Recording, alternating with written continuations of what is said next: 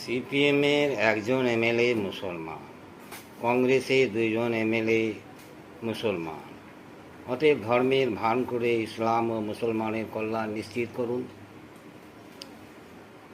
ধর্মের ভান ভালো নাস্তিকতা অপেক্ষা। আর ভোট ব্যাংক হিসাবে কাজ লেটেল খনি আর ক্রিমিনাল সেজে নেতা সাজানোর কাজ করবে না। রাজশক্তি প্রতিষ্ঠা করার মধ্যেই কাজ বুঝে নেবে।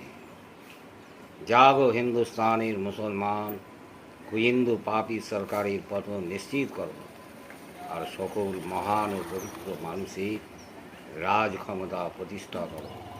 ভান অবলম্বন করে এবং আল্লাহর ডিপ্লোমেসি গ্রহণ করো।